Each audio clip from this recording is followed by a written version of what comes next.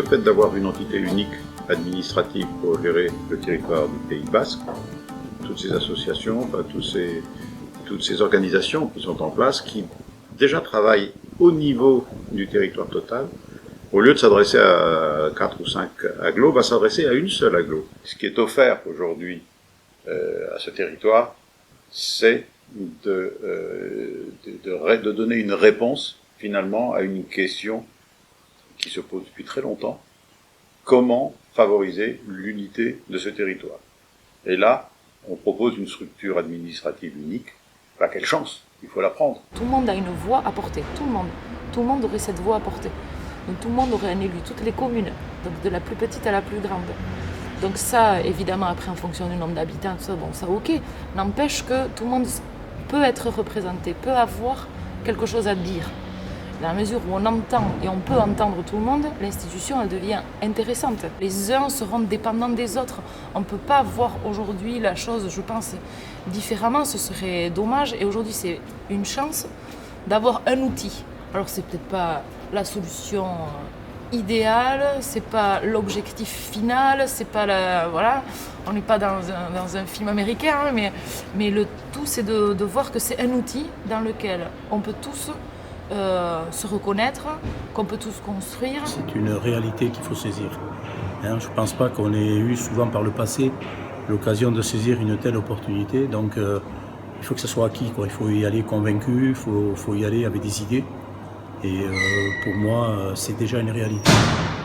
Voilà, donc il ne faut pas attendre l'échéance, il faut déjà s'inscrire et puis s'impliquer et puis penser de façon large aux autres aussi. Je ne suis pas sûr aujourd'hui que tout le monde a compris le bien fondé, on va dire, de cela. Simplification, authenticité, et le Pays Basque a toutes les qualités à partir du moment où effectivement on se regroupe, on s'écoute et on arrête de se regarder le nombril.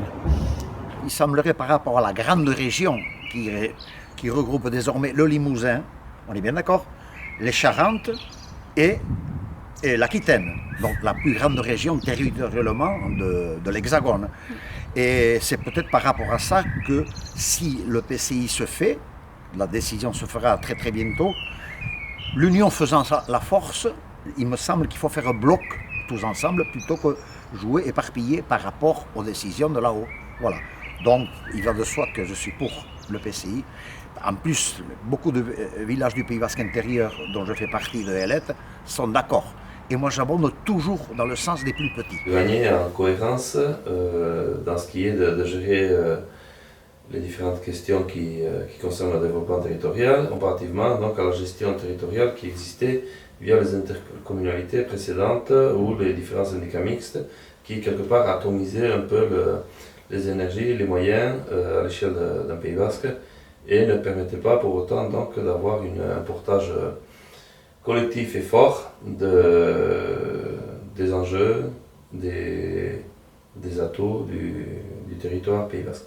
Avoir un interlocuteur à l'échelle du Pays Basque, pour moi, ça serait un atout pour construire quelque chose de solide pour l'enseignement supérieur et la recherche sur la côte basque. La deuxième aire urbaine de la grande région est sur la côte basque, et la côte basque est probablement 7e ou 8e en termes d'aire d'enseignement supérieur et de recherche. C'est un positionnement qui est incompréhensible. On ne comprend pas comment on est dans une situation de ce type. Et pour ma part, je dirais, je ne comprends pas comment on ne soit pas alerté par une situation de ce type.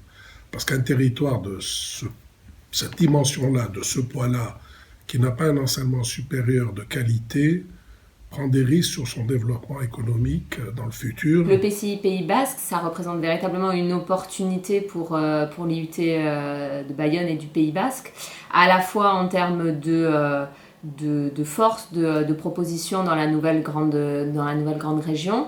Et puis, a priori, ce sera plus simple de soutenir des nouveaux projets dans ce cadre-là, dans le cadre de la politique de formation de la grande région et de la politique d'apprentissage. C'est vrai qu'on a déjà une vision un peu double du territoire, quoi. On en parle souvent avec Shimoun sur ce qui existe sur la côte. Et d'ailleurs, on voit très bien les comportements des lycéens sur la côte et les comportements des lycéens à l'intérieur. Et quand on nous a parlé de PCI pour la première fois, on s'est dit c'est l'occasion peut-être de réunir ces deux mondes et de faire qu'il y ait une vraie stratégie sur l'ensemble du territoire. Oui, il y a plein de forces sur la côte, mais il y a aussi plein de forces à l'intérieur. Aujourd'hui, on a des intérêts à défendre parce que l'emploi ici est détruit par l'usurpation de notre image de marque, par exemple, et on n'a personne à nos côtés pour défendre cet intérêt-là et défendre nos intérêts qui nous sont propres. Deuxièmement, je le vois comme un facteur de développement très important, facteur économique, développement économique, mais pas uniquement, développement culturel, rayonnement d'image, développement intellectuel, de recherche, de formation. J'avais été frappé lors d'un salon à Paris qui rassemblait, je dirais, un petit peu toutes les régions de France. C'est un salon touristique. On voyait des régions bien établies où tout le monde était sous la même bannière, la Bretagne, les Alpes, bon, tout le monde est là. Et au Pays Basque, il y avait 4 acteurs aux 4 coins du salon et chacun dans son petit coin. Donc ça, c'est quelque chose qui m'avait frappé. Donc, est-ce qu'il y a... Alors, les choses ont évolué depuis, mais est-ce qu'on a été au bout de cette démarche-là? Est-ce qu'on peut beaucoup améliorer et travailler ensemble, et les politiques et l'économie pour donner une vision plus forte du Pays Basque? Je crois qu'il y a encore beaucoup de travail à faire et que ça, c'est très positif et très encourageant parce que le futur passe par là, bien sûr. La question agricole, c'est la question qui relie tout le Pays Basque. C'est le trait d'union, c'est la graffe entre la montagne et la côte, entre les paysans et les consommateurs. La question agricole n'est pas qu'une affaire de paysans, n'est pas qu'une affaire de l'intérieur, c'est l'affaire de tout le monde.